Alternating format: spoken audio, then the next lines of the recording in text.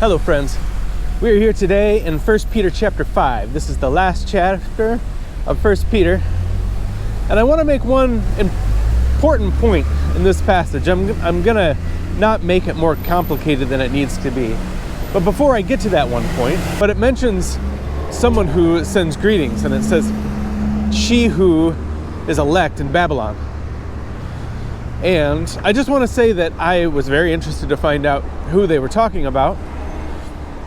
But I don't know. When I was looking into it, it doesn't say who she in Babylon was. Most people think that she, the elect in Babylon, is talking about Peter's wife, because it also mentions Mark. Mark, who is my son. And they're sending greetings because it's his wife, and he's just saying that. It could also be the mother of John Mark, who they believe her name was Mary.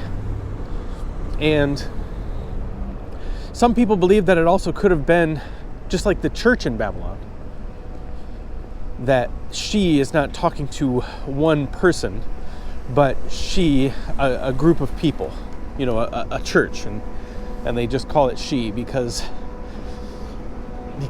you do that sometimes.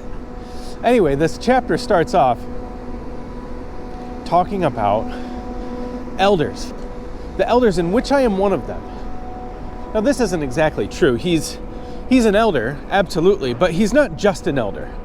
What this is doing is this is elevating the office of elder, to say that Peter is one of these, if he's just one of these, then, you need to really respect and revere your elders.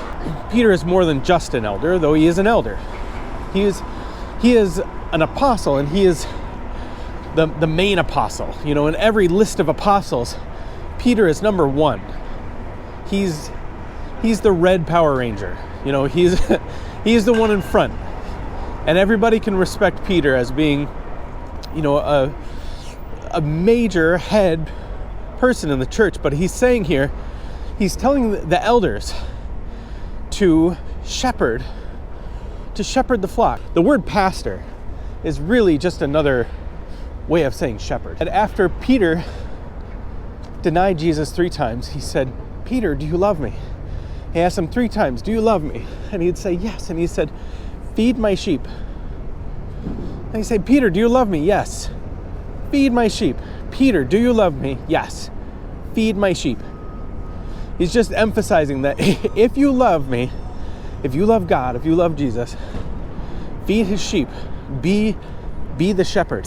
This is the point of the chapter here. He talks first to the elders, and then to the sheep, to the people, the regular people that go to the church. Pastors, teachers, elders, feed the sheep, protect the sheep, lead the sheep. And he's telling the people, stay close to the shepherd. It's interesting, later on in this passage it says that Satan is a roaming lion, seeking whom he may devour. Now, what's the primary purpose of a pastor or of a shepherd? It's to feed the sheep, obviously, but it's also to protect them. If a lion comes around, you need to, nowadays you'd shoot it. You need to protect your sheep. That's your primary concern. Make sure they're going in the right way. Make sure they don't wander off. And most importantly, if a lion's coming, you need to get rid of it. So he's saying he's this roaming lion. So the sheep need to stay close to the shepherd. And the shepherds need to lead them, and they need to protect them. Now, what does this mean for us? I hear a lot of people, throughout my life, and they'll say, you don't have to go to church to be a Christian. And at first, when I was young, I was like, yeah, obviously, your salvation is not based on church attendance. It's based on salvation by grace through faith. That has nothing to do with church attendance. However, the more I read the Bible, the more I read that you really do need to be part of the church in order to be a Christian. So I've kind of dealt with this, like, is it even true that you could be a Christian without the church? And I think that it is true. It's absolutely true. You don't need to go to church to be a Christian. However, it's kind of like this. If you were part of a wolf pack and you leave the pack, you are still a wolf. Maybe a wolf isn't a good example because they have negative connotations, but the idea is staying with the pack. And yeah, you could be a wolf and not be part of the pack, but you'll be a dead wolf. You can still be a sheep if you leave the flock, but you'll be a dead sheep. A sheep can only walk around for so long before it meets a predator. There is absolutely nothing out there that looks at a sheep and doesn't think, I want to eat that. That the sheep need to humble themselves.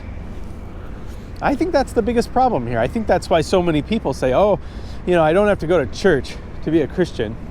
The truth is, they're not humbling themselves before the church. You need to humble yourself so that you can stay with the flock. You need to look at your elders, your shepherds, and you need to see, they are looking out for my best interest. They may be flawed people, but they're there for me. They're there so that I can stay alive. With a lot of personal evidence, I've seen many people who stop going to church because they won't humble themselves before a church. They won't listen to other people. They won't seek the protection of the church for their spiritual life, and it's just a matter of time before they don't claim to be Christians anymore. It happens all the time. But it's in your best interest to humble yourselves. And it says toward the end of this section, it says,